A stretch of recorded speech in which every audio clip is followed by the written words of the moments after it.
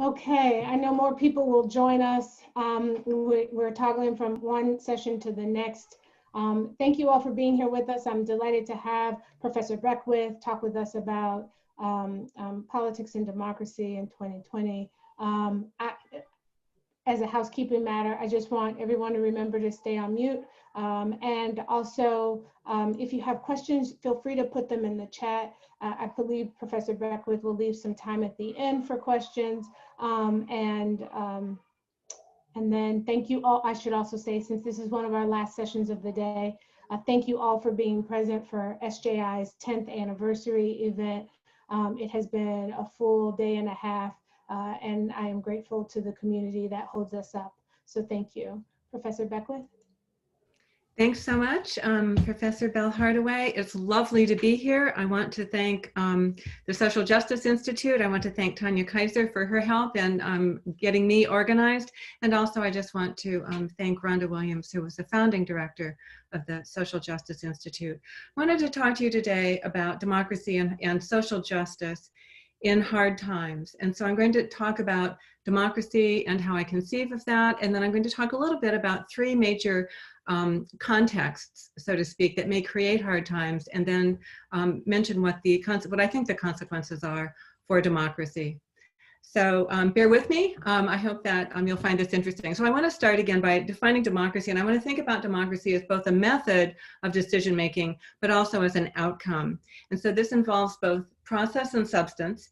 It means that at the time that we are making decisions about who will serve as government officials, as we're making policy decisions, for example, we are also producing democracy that is enhancing individual liberty, citizen political equality, political inclusion, meaningful representation, and if we're lucky, good public policy.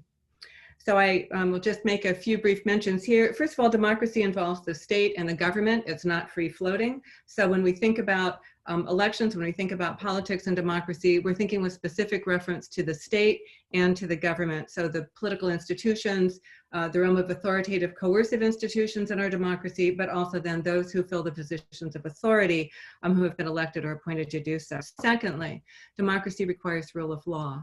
So that this is not a nation of men, but a nation of laws, so to speak, and those laws are applied equitably. They're known, they're visible, and they're applied equitably to all citizens. There are undergirding principles of democracy, so these are sort of the two first that I've indicated, but there are major important defining undergirding principles of democracy. The first is individual citizen liberty, primarily in the United States, freedom of repression and oppression by the state. This is something that is valued and is enshrined in some ways in the Constitution, in the First Amendment to the Constitution and the Bill of Rights, which has 6 individual liberties protected. At the same time, we know, I'll just footnote, our Constitution is also full of violations of individual liberty and protections of enslaved labor and the international and eventually domestic slave trade. Secondly, beyond individual liberty, it requires political equality. So it doesn't require, democracy does not actually require absolute economic equality or equality of opportunity, but it does require political equality. So all those who are citizens under rule of law must be treated equally and all the same in this regard. Third, for democracy to be really functional, both as a process and to produce a good democratic outcome, so to speak, that is more democracy and the sustaining of democracy, there has to be meaningful access to individual liberty and also to political equality. So it's not enough to have these simply enshrined in law. They have to be functioning and practical and working. And we also have then a fourth component of an underlying principle, which is meaningful inclusion. We can't have democracy without women. That's been made pretty clear since 1920, but it's also, there's also been a struggle well preceding 1920 for women of all races and ethnicities and ages as well, which is the insistence for political equality in democracy and the consistent rebukes, not just by state legislatures and Congress, but also rebukes in courts of law. And so we can see the history of fighting to keep women not included in the electorate and the eventual success, at least in terms of the formal inclusion in the 19th Amendment. So part of the democratic struggle in the United States and elsewhere has been the struggle for various persons to establish themselves as politically relevant to the state, necessary for state legitimacy. And then finally, democratic practice requires elections and opportunities to participate in elections. Now, elections may not be sufficient conditions for democracy. Indeed, they are not sufficient conditions, but they are necessary conditions. And just to quote Michael Bratton from 1998 and many others, you can have elections without democracy, but you can't have democracy without elections.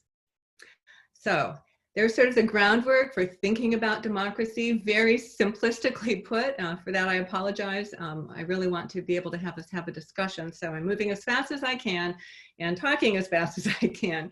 So let me provide now what I think is an important context for thinking about democracy and social justice, particularly in the context of these elections. So the first is we're in the midst of a national, indeed international pandemic, and our federal system of government, that is the division of powers between the national government and the various state governments, has not been able to handle the pandemic very well. And hence there's inequality in response to the pandemic, depending upon both what state governors prefer to do and also a lack of action, identifiable actions on the part of the federal government. So democracy here is not the problem, so to speak, given that the ability to manage the pandemic has varied by democratic countries across the world, and indeed, as I already suggested, across the various states. Some countries have been more successful than others. For example, New Zealand, which has the population size of the state of Wisconsin, had an election this very month. So they had not just a national parliamentary election, which produced a majority for the incumbent prime minister. So in the context of this pandemic, they have had a full national election for all of their parliament and also then for the prime ministership. And they have a very low infection rate. And thus far still, as I look today, only 25 deaths from the pandemic. This is not the record, by the way, in the state of Wisconsin.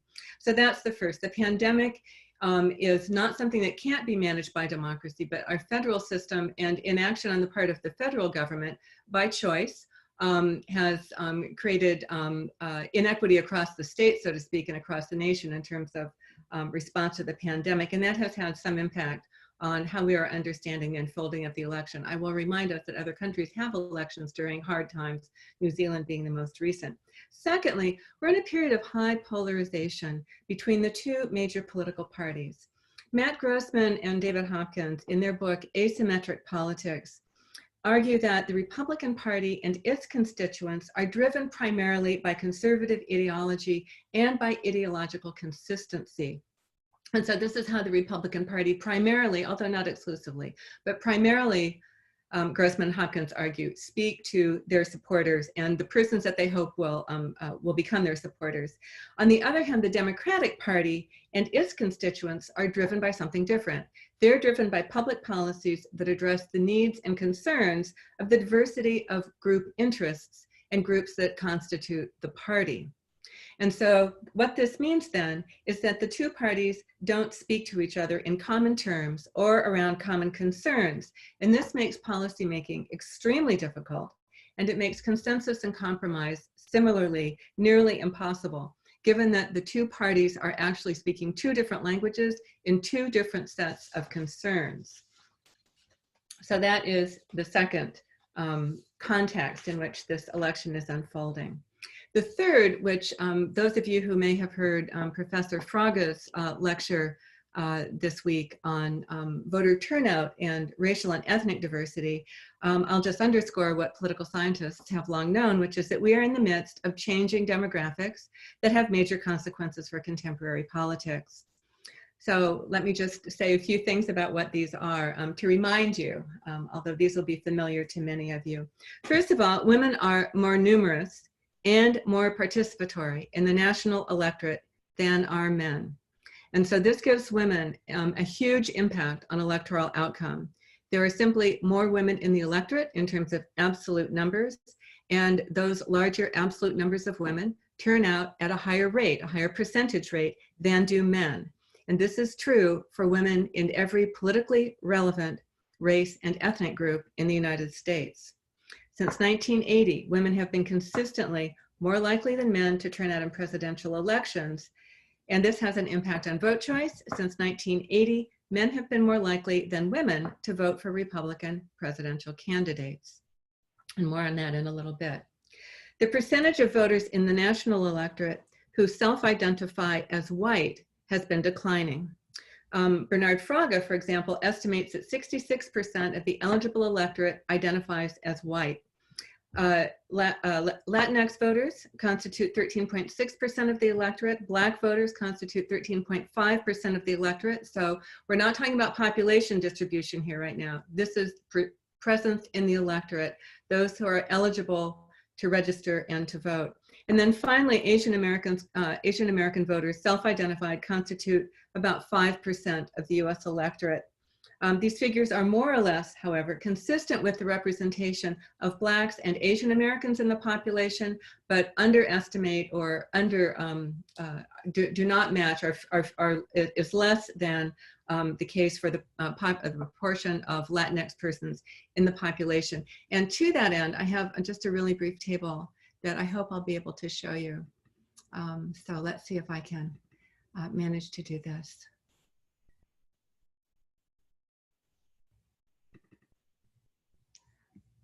So can people see this? Aisha, can you see this? Professor Hardaway, can you see this? All right. Yep, I see a thumbs up. Yep, yep. So this shows the race and ethnic composition of the US electorate for the year 2000 and for the year 2018. These are data from the Pew Research Center. And we can see that across time, the presence of Black voters in the electorate has more or less stayed steady. And this is also consistent with the presence of Black citizens, or Black persons, I should say, in the United States. For Asian American voters, they constituted only 2% of the US electorate in the year 2000, but that has doubled to 4% by the year 2018. Latinx voters are the group that has increased the most, although the fastest growing group right now are Asian American voters. But the largest increase has been among Latinx voters. And this is Latinas, Latinos, and those who identify themselves as being of Hispanic descent. So they constituted 7% of the US electorate in the year 2000, but 13% by the year 2018. So a substantial increase over time.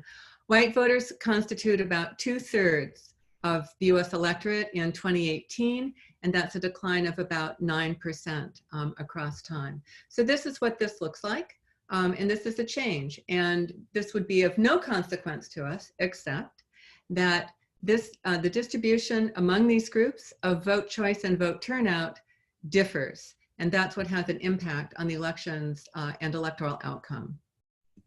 So let me get this out of the way and get back to where I was. All right. So there's another group of voters that's of some consequence, and that is new voters, those who have turned 18 years of age, at least, since November 2016. And there are 4 years of young people who became 18 years old during the past 4-year period, and they constitute about 21 million new voters who have entered the election. Now, young people do not constitute all of that. Some of this is accounted for by increases in naturalized citizens, among whom Asian Americans are the largest proportion. But those who are coming into the electorate as young persons are disproportionately, how do I want to say this, they are more likely to be Black or Latinx or, again, Asian American. A smaller percentage of new voters for 2020 a fewer percentage self-identify as white than had been the case in 2016. And again, this would be of no consequence to us, except that turnout and vote choice of various groups differs, and that's what has an impact on the electorate. Let me see what else I wanted to say here. There are just a few other things I wanted to share with you, and let's see if I can share these in a way that will be visible to you.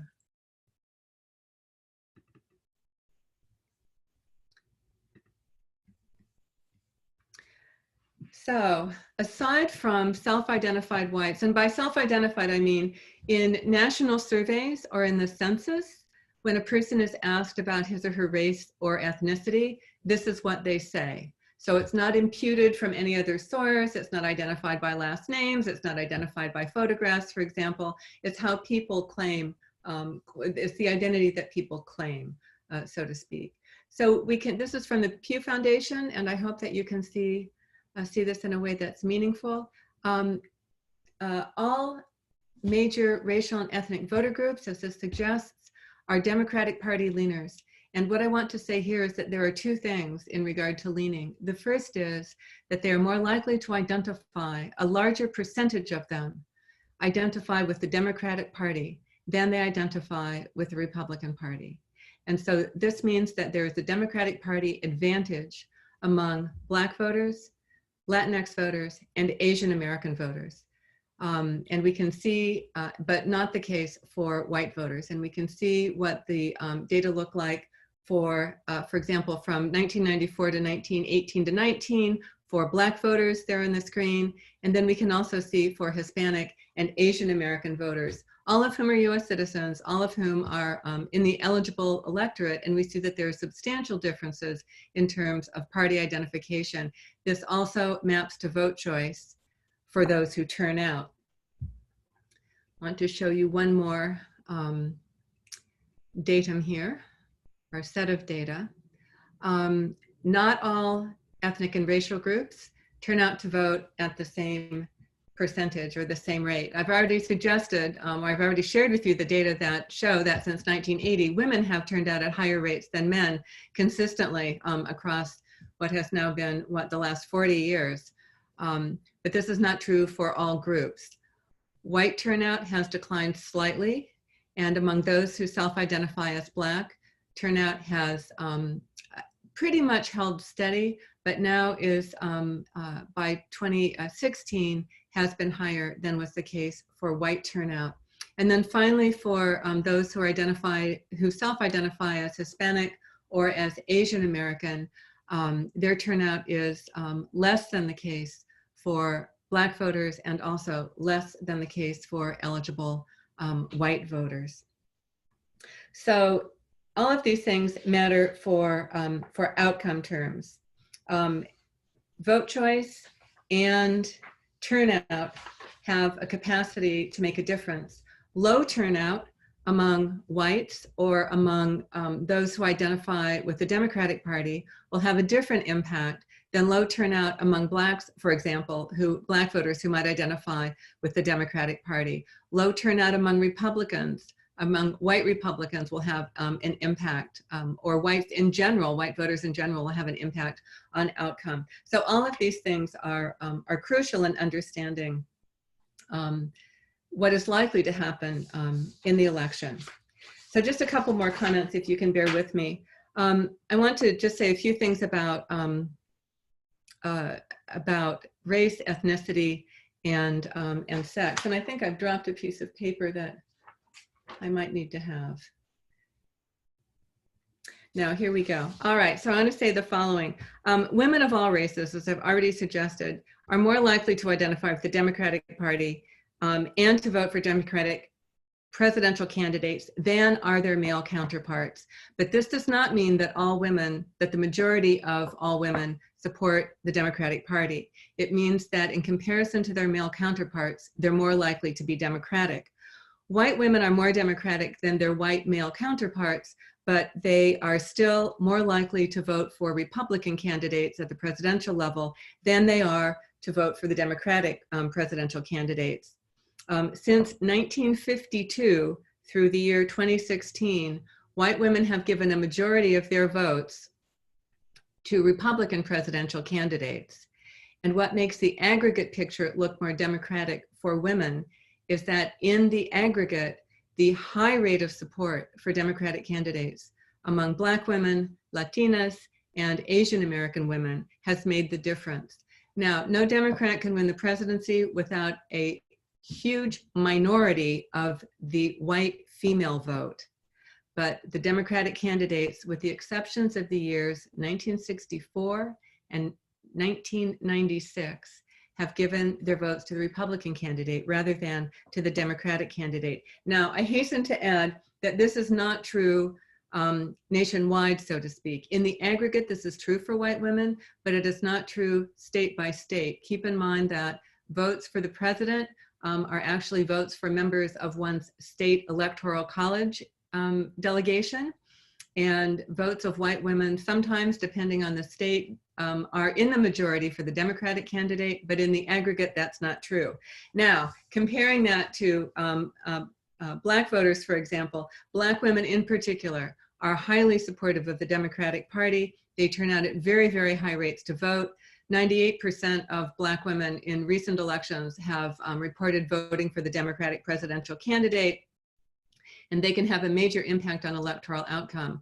One of the ironies of racial segregation in residency and in housing and in various regions of the country is that those persons in numerically minority racial and ethnic groups can have a substantial impact on outcome if they are concentrated and aggregated in particular states or particular communities. So Black voters in general, but Black women in particular, have had high turnout, high rates of turnout, and high rates of turnout for Democratic presidential candidates. Let me just note that I did look at the exit polling data for all states by race, by gender in the year 2008. And in 2008, in the state of North Carolina, 100% of Black women leaving the voting places and being asked questions by those doing exit polls, 100% reported voting for Barack Obama. I don't find that surprising. It's a little over the top, but I don't find it surprising in the least. It is also the case as the previous, as this chart has shown, and I will actually take this down for a moment. We don't have to look at this, you can look at me. The majority of Latinx voters also identify with the Democratic Party, but certainly not to the extent of Black voters. And again, similarly, geopolitically concentrated, including in 4 majority minority states, can have a major impact on electoral outcome. Asian American voters similarly have a majority Democratic Party identification, and they tend to give the majority of their votes to the Democratic presidential candidates. Naturalized immigrants, a group that makes up 2/3 of the Asian American electorate, are the main driver of the Asian American electorate's growth. And from the year 2000 to 2018, the number of naturalized Asian immigrant voters more than doubled, from 3.3 million to 6.9 million, and their growth alone accounted for 64% of the overall growth in the Asian American electorate, keeping in mind that that is the fastest growing part of the electorate. And I have just, I think, one more comment I wanted to make. So here's what I'd like to say that I hope will be helpful in conclusion. So if democracy involves rule of law, what does this mean for elections? Well, it means that applying electoral law has to be fully and completely equitable and under the law. Election procedures may vary by state, and that's certainly true, but rule of law requires the application of state rules in regard to elections and state procedures in regard to elections equitably across all citizens. So when we think about democracy as requiring political equality, this is key and crucial for democratic elections. Individual liberty, as an underlying key principle of democracy, requires that every eligible voter is free to cast his or her vote without intimidation, without coercion, and that citizens have access to voting. This means, for example, that there are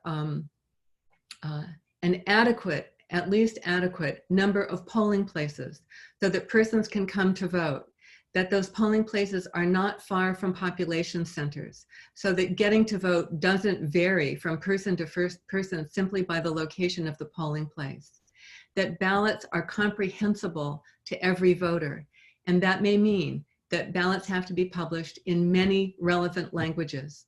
And they are, in fact. I'll just note that I have been collecting sample ballots for the presidential election this year from my political science colleagues around the country.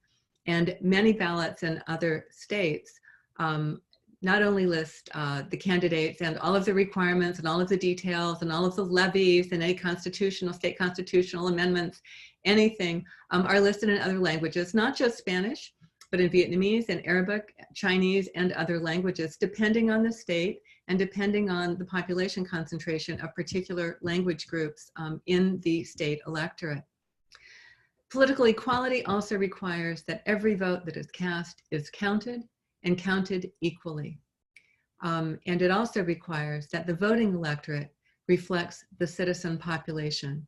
Now, one of the things we know, and Professor Bell Hardaway knows very well, much better than I do, is that the population of Black men is not equitably reflected in the voting electorate based on their presence in the citizen population. This has to do with racist, and I'll just call it racist policing.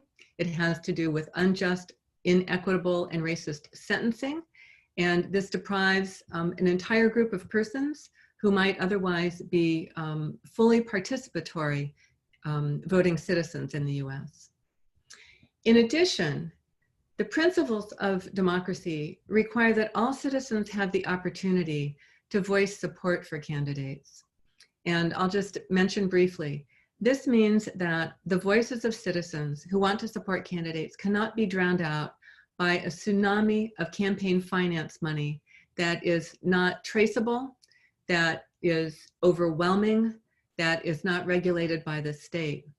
And the US campaign finance laws have been eroded, let me say, by a series of US Supreme Court decisions, as well as by the inadequate staffing, shall we say, of the Federal Election Commission, which is frankly no longer functioning. So citizens need to have the opportunity to be able to voice support without being drowned out by money. And finally, all citizens should be eligible to vote, and they should be meaningfully included. This means also young persons, homeless persons who are eligible to vote, and also those who have been convicted of a felony crime. The state of Ohio permits those convicted of felonies who have been either released because they've served their time or are out of prison on parole to vote. And the procedure is a little complicated, but I mean, we'll say that Ohio is better than several states. It's one of 26, I believe, that permits those who have served their time or have been released under condition to be able to cast a vote.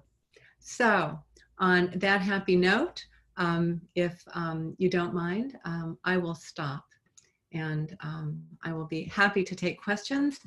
Professor Bell Hardaway, will you be recognizing speakers? Absolutely, I'm happy to help with that. I see if you want to raise your hand or just take yourself off of mute, I'll try to keep my eye on. Yeah.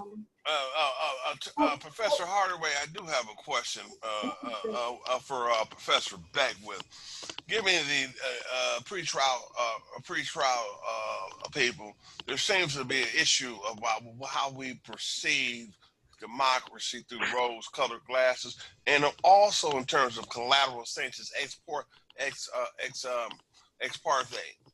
Yeah, and the issue of antebellum post-Reconstruction and the morphology and reinvention of the Black codes and fugitive slave laws relevant to this. The evisceration of the Fourth Amendment, that, as you know, white women were given the vote in 22. It was not African-American women, okay? My question to you is, how can we say it's a democracy? You also indicated in your concluding remarks that the issue of money, that there seems to be a tsunami. It's a fact. So does that in fact preclude or mitigate or impede the issue of democracy? Because it seems to be democracy is an issue of jingoism and patriotism. Is it really a democracy? As we know with people who are entering in other realms, are they just going through the motions in terms of, are you just in the level of pedagogy when it comes to voting? So my question to you is, they've eviscerated a number of different laws to the gut. They've gutted them. You've got collateral sanctions. You've got people languishing in pretrial detention who cannot vote, who are eligible to vote. You've got issues around one polling center for early voting here in the state of Ohio, and what have you, with long lives. When we talk about those who are infirm, disabled, so forth, these are a myriad of different restrictions that impinge upon these grandiose terms of democracy. Because to me, the issue of democracy, and I'll conclude on the issue of democracy to me is a grandiose Pollyanna position when it comes to the European construct. For many African Americans, and particularly those who are under $15,000, $10,000, it is not a democracy. They're just become Mr. Jefferson, let me answer your question, because I think in many ways I share many of the concerns that you've already listed. So if you don't mind, let me say first, I want to clarify, I'm not claiming the US is a democracy. I began with defining what the principles of a democracy were, and then tried to map those to what would be principled concerns about elections. I agree that we do not match many of the concerns that would define democracy. Now, I'm trying hard these days not to be cynical and pessimistic. So let me give you the optimistic version, which, if we can keep our eyes on what we aspire to, we'll have a better chance of getting there. We have a constitution, as you well know, that has explicit provisions protecting slavery. The institutions of our national government are structured to ensure that an elected Congress and courts could not undo the state laws and conventions of enslaved labor in this country. It took a civil war to undo those, and not undo all of them, I hasten to add. But I don't think it's wrong to aspire to democracy with a small d. I think the gains that have been made, certainly speaking as a woman who throughout my entire life has been able to cast a vote, I value that. I value that my Black brothers and sisters also have been able to do that. And I also think that there are some remarkable points of leverage in the Constitution that are sort of fun to play with, especially from a comparative perspective. So, you know, here we are, I hope most of us sitting in the United States, healthy and safe. I'm hoping for everyone. The First Amendment to the Constitution has some remarkable provisions in it. It has radical protections in regard to freedom of religion, for example. It says the government cannot impose a religion on us, something that is the case constitutionally in the Republic of Ireland, in the Republic of Italy, in many other countries. Law is completely entwined with and undergirded by religion. And a wonderful book by Malatun and Laurel Weldon called The Logics of Gender Justice point to exactly that kind of combination, the state with religion, that serves to provide the most venal kind of oppression for women. We also have some remarkable free speech protections in the United States, maybe more than people are happy with these very days. But the number of things that Americans can say about our rulers, so to speak, are remarkable. Oh, please, Falwell versus, I won't remember, it was the Penthouse case where there was a horrible cartoon of Jerry Falwell. He's obviously a Christian minister, very conservative, of his having sex with his mother. I mean, it was just absolutely dreadful. And the Supreme Court said, you know, he's a public figure, and so we get to say stuff like that, and that's perfectly constitutional. So we have some remarkable protections for freedom of speech. We also have, these days it's not maybe the best practice, but certainly in principle, we have some remarkable protections for freedom of speech. And we can see what happens in a country when you don't have freedom of the press. I want to say here, particularly in regard to freedom of the press, Amartya Sen, in his book, Freedom is Development, makes an argument that is the argument I think that won him the Nobel Prize, which is that countries without a free press are subject to famine. When things go very badly, a free press can alert an elected government that things are going badly, and an elected government can be held accountable. Maybe not on every single score, maybe not as much as we would like, maybe not all the time, but the absence of a free press allows a doctor in China to tell his country that a pandemic is starting, and it permits that country to silence him, to keep it silent until the entire country is racked by this, and eventually the rest of the world. This is the absence of what free press looks like. So in this regard, I would also say we have some levers in the Constitution. It's certainly not perfect, and I won't take up time listing all the wrongs I think exist in the Constitution, in the interpretation of the Constitution, and in the current administration. But I do think that this is the time maybe to be as optimistic as we can, and to be as participatory as we can.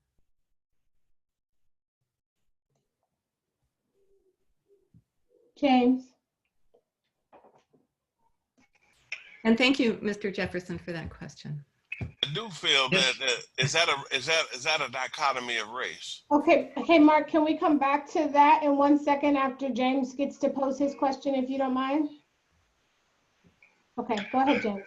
Go ahead, James. Yeah, it's not so much of a question. I usually don't have questions. I've been around the block too many times for questions. But I just want to make some sort of kind of, hopefully, concise statements, and maybe you can comment on this, or anybody else, hopefully, can comment on this. Like you talked about the guarantees of democracy in terms of being able to vote, being able to be access to vote and reasonable access, et cetera, et cetera. At the same time, we know that over in California in particular, the Republican Party has put up false ballot boxes. And then, and this is one of the keys about this, when the electoral officials who were neutral or whatever said that's illegal, take them down, they told them we ain't taking down nothing. In other words, they blatantly refused. And see, one of the things I think is important to at least not acknowledge is the difference between the articulation of the principle versus the actual manifestation of that principle. And ain't nobody gonna do nothing if I ain't got no consequences. You know, how can somebody that's supposed to be dealing with the rule of law say, we're not gonna pay attention to you, to authority? Now, another thing, you pointed out about the problem in China and Italy in terms of not having a free press as an example of what we have here. And I think what we see now going on is the exact opposite in terms of trying to eviscerate or actually change our democratic process. You have almost too much free press, so you get neoliberalist ideas primarily promoted by Trump and his sycophants of fake news and alternate facts. And so you have so much out there that nobody can really determine what's true and what's not true unless each one of us decide to educate ourselves. And I'll stop there. James, thanks so much. I'm sorry, I don't know your full name. Your name is not showing. So I just know that Professor Hardaway Bell Hardaway referred to you as James. So James Page. James Page. Mr. Page. All right. So again, I think it's still valuable. Oh, you can call me James. It's okay. Okay. Well, James, I think it's still important, if we value democracy, to reiterate and to assert what it really is in principle, and then to try our best to match that and to call out, exactly as you have, violations by bad actors. My understanding is that there's a court case involving this in California. My understanding also is that those boxes have had to be removed. I don't know if there are prosecutions yet ongoing. This is part of also the problem. I mean, it's a challenge, I guess. I'll call it a challenge of having elections that result in the election of a president managed by individual states. So California permits groups to collect legally cast ballots and to bundle them and then to bring them all together to a board of elections, for example. And so I'll just call them the bad actors in the Republican Party in California who have done what you suggested are arguing, hey, California says we can do this. We'll just collect all these ballots. The fact that we put out a box that said ballots on it is the same as going to a nursing home and picking up all the stacks of ballots from people who can't get to the polls themselves. So this is part of the complication of a federal system. Keep in mind, I agree with you. Some of this is just really bad actors. I hope they're charged. I hope they're prosecuted. I hope they're convicted. And I hope they face a sanction that will make them think twice before they perform in, no pun intended here, low D democratic ways. I think I saw, oh, maybe he stepped off. I thought I saw someone else come off of mute with a question. Other questions or thoughts? Yeah, I do have some trauma. I'll make it real plain. One of the first books I read was some years ago was The Imperial President. I also read Who Runs Congress. These are detailed treatises of potentates, the amount of benefits and so forth. I'm loath to understand from the perspective and lens of middle-class Europeans and those who are lower-class blacks and what have you, the dichotomy when we talk about democracy and when we use pathologies around cynicism and what have you. For those, many have seen this as a nightmare, not an American dream, and then not merely as an aberration of misconduct or certain individuals are egregious. Any student of history would know that even the poll tax, even the Voting Rights Act, and the evisceration that came in the last 50 years. Okay, so for me, the issue we talk about elected officials and so forth. As I remember from my readings, that lobbyists, dark money, and overt money is the overarching influence. You can't tell me we spent $15 billion on the election. You can't tell me in the city of Cleveland that it costs over $100,000 to run an effective city council campaign that this is a democracy. That, to me, that is incredulous and ludicrous. And So, Mr. Jefferson, I do want to just say, I'm not quite sure who you're arguing against. I am not claiming that the United States is a fully functioning democracy. Well, I know that, but I'm saying, my question is functioning.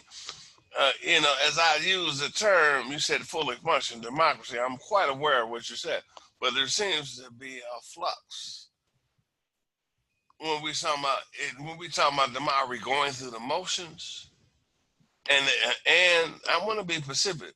If it's not as you said, you're acknowledging it's not a fully functioning democracy, then if it's not a fully functioning democracy in terms of those who are the recipient of this acknowledgement, is it disproportionate and predominant, which would mean those who are what we would term in severe poverty, who have no agency, no education within this country, homeless, Los Angeles and elsewhere.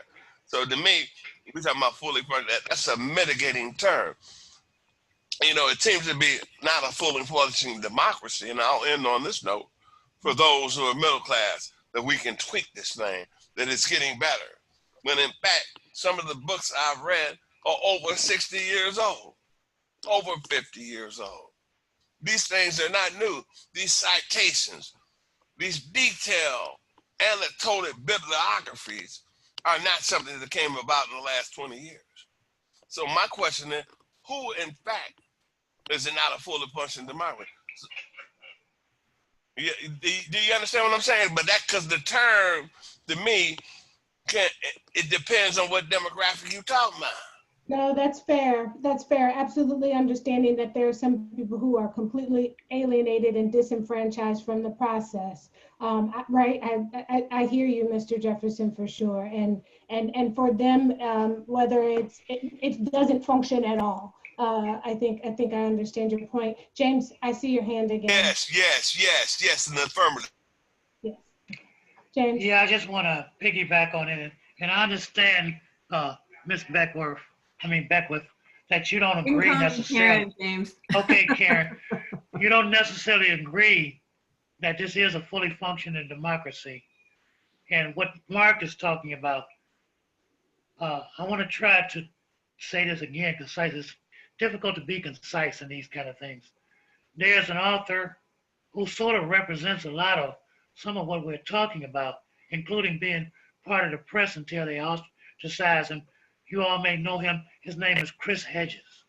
He wrote a book a few years ago called The End of Literacy and the Triumph of Spectacle. There's another author, Don Freeman, had me read his book a couple of weeks ago, and I did a book report on it called The 99% Economy, How Democratic Socialism Could Deal with the Crises, that's S, well, of capitalism, by Paul Adler. Now, those two things, what we have, and specifically to you, Mark, what we have is what I call a passive spectator consumer public.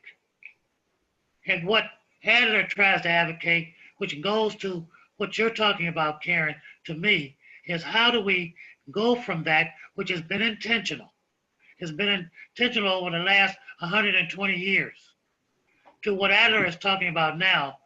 He calls collaborative strategies. He has three, the overall thing, and three aspects of it.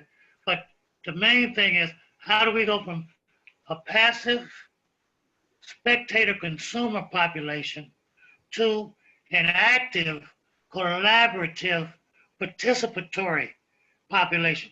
Because you cannot have a democracy unless the people in it, the quote unquote citizens, participate. You can't sit out the TV and talk about they got to go do this. That's why I have to vote. Whether I like it or not, I got to get up off my behind and go down there and vote. Now, I don't agree with Trump or Biden. I think both of them are atrocious in terms of what you're talking about, Mark. But until people actually begin to wake up and not do what this popularized thing is called wake up, which means, like if you see behind Karen, you see behind Dr. Aisha, you see all them books. I don't think they're up there for decoration. So I got to go read and study. And like you have too, Mark, the majority of the people are not aware of this stuff we're talking about. And all they can do is, and you know this, they react when the thing happens, and it's too late when the reaction happens. We're in a continual dynamic to manifest on a practical day-to-day basis those principles and values, not so much the Declaration of Independence. And that's what I would say. And I'll pass it. James, can I just say, first of all, I agree with you completely. Secondly, I just want to reiterate, a democracy that permits participation but doesn't give people the capacity to participate is not yet a democracy. The third is elections matter. So I'm old enough to remember, I was already teaching, that in the mid-1970s, the US Supreme Court said that capital punishment constituted cruel and unusual punishment, and it was unconstitutionalized. Now, Congress legislated to bring some of that back in, but that was a point at which we changed, I think, for the better, to continue to put disproportionately Black men to death, many of whom were innocent to begin with. Almost everyone who is convicted of capital crime is poor at some level, but we had a different policy then. But elections make a difference. Congress changed some of that. Secondly, in the 1970s, 1971 and 1974, a series of legislation established the Federal Election Campaign Act and the Federal Election Commission, and required public financing of presidential and congressional elections. That was stopped by the courts, but it lasted for a long time. In 2000, George W. Bush decided not to take any public money for the primary, which meant he was free to raise money however he wished. And in 2008, Barack Obama said, I'm not taking any public money under any circumstances. I'm going to completely privately self-finance. And among many other decisions by actors, by Congress, by the courts, it is now a campaign finance free-for-all. Elections matter. Who sits in Congress makes a huge difference. Who is sitting in the Senate right now, voting to confirm a new Supreme Court justice makes a difference. The policies for women, for those who want the freedom to vote, for those who want religious freedom are going to find themselves in very bad circumstances because of who is making those, who is constantly in the Senate, on that Judiciary Committee and sitting in the majority in the Senate, making that decision. And so I want to make 2 points here. And I'll get off my high horse a little bit here. One is elections do matter. Turnout matters. We know that we'd have a different president if turnout had been higher in some states by specific voting groups. Which party governs makes a huge difference. And so for some people, they are extremely happy right now, and others of us are not so happy. The consequences for policy and for long-term policy really make a difference. But secondly, we've done better in the past. We have literally done better on some of these policies. And so these are things that can be changed. And I'm hopeful as I can be right now, I'm hopeful that we will have an election that matters, that will produce the possibility for some better democracy and better public policy. Yeah. And I see that you're off mute. Did you have a question? I do. A very brief question. I agree with what Karen has just stated, how important it is for the populace to express their voice. I have thought for a number of years that we really are more of an oligarchy than we are a democracy. Would you agree with that? Many political scientists agree with that we do not meet the definition of democracy and that we are closer to meeting a definition of oligarchy. Okay, that has been my personal thought about that. And then we know the power is so concentrated in Washington, D.C. for the national, well, for everything that has to do with the national government.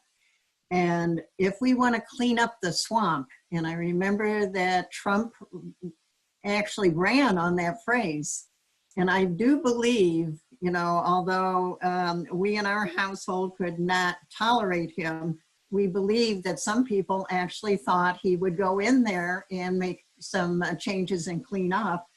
It appears to me that what he has done has sort of, I would say, concentrated power for himself. And we're now closer to autocracy than we would be. And if he were to get in again, my fear is that he could go in an autocratic way, because that's what his personality, I'm psychology background, his personality points in that direction. And I have some real fear about that. So I just wondered how you might react to that. And as far as trying to be more democratic, one thing that has bothered me about the Senate is that the Speaker of the Senate can actually have the power to decline to bring to the floor something that the majority of people in Congress want to vote on. And that is not democratic. That is anything but democratic in my view. And again, I'd wonder how you think, either one of you think about that. So thanks so much, Ms. Hamlin, for your comments and for your question. So I have 2 observations. Again, I'm trying to be as optimistic as I can because the level of pessimism in civil society right now is so strong that I'm afraid it will have a debilitating impact on turnout. Oh, so okay. I voted. I hear you. Yes. Everyone in my family is voting or has voted. Those in DC, those in Colorado, my huge family in Ohio, my Republican father who turns 93 years old the day before the election has already voted. He has voted for Joe Biden. Great. and he voted for Hillary Clinton in 2016. He is so outraged. So in any case, I'm trying to be as optimistic as I can. So I want to make 2 points. First of all, this is a case where we might get lucky with separation of powers. Now, I will say that there is a body of conservative activists and thinkers in this country who, since the mid-1970s, have been working to overcome the Madisonian separation of powers. And this is what is driving the federal level court appointments right now. You have to stand for election for president every 4 years, and you have to, the House has the opportunity for complete turnover every 2 years, and a third of the Senate every 2 years. So they've been trying to get around the Madisonian separation of powers. But a re-elected president will not be able to do very much if the opposing party holds both the Senate and the House. And so this may be one thing that would mitigate against a second term of a Trump administration if the Senate and the House are controlled by a substantial proportion of the opposing party. Secondly, I do want to point out that in politics, and particularly now in Congress, particularly in the Senate, doing nothing confirms the status quo. So the range of inaction on trying to help small businesses survive, trying to provide benefits to people who are currently unemployed, all of those things right now, the Senate is refusing to act on. And what that does is it confirms whatever immiseration currently exists. And so when people argue against activist government, I want to ask them how much they think things are fine right now. Because doing nothing and leaving things undone confirms things as they are. In my opinion, there's a lot that needs to be changed. If I were queen of the universe, first of all, that wouldn't be democratic. But secondly, I would certainly do things a lot differently, that's for sure. So, Ms. Hamlin, thank you for your question, and I hope that you can keep some level of optimism as we go into the election. Yes, thank you. Very good. I put a lengthy chat that just talked about the continuum sort of oppression that we've seen in this country, and the fact that we're now at a place where women's rights are directly in the crosshairs in a way that I would say Black and immigrant rights have long been, and the non-wealthy have been most recently added to that list, right? And so I just wanted to lift that up. Thank you, James, for putting those books in the chat. We will have resources identified in each of the sessions as a part of a short summary on SJI's webpage from all of today's sessions. And I am very, very grateful for all of you who have hung in here all day and participated. Thank you so much, Professor Beckwith, for this enlightening and optimistic. I am a cheerleader at heart, so I appreciate your optimism. It is important in this moment, and we'll see what November 3rd brings us. Or sometime thereafter. And I look so forward to talking with you guys at the next SJI event. Thank you so much. Thanks, everyone. Thanks, Aisha, so much. It's great to see you again. See you too. Good heart, everyone. Do the right thing. Bye-bye.